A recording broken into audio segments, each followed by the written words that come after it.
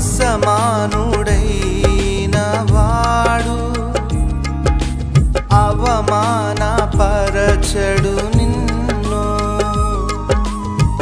ఓటమి ఎరుగని మన దేవుడు ఓడిపోనివ్వడు నిన్ను.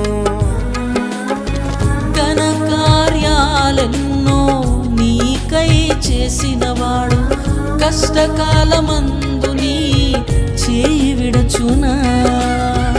అసాధ్యములెన్నో దాటించిన నాదుడు శ్రమలో నిన్ను దాటిపోవునా.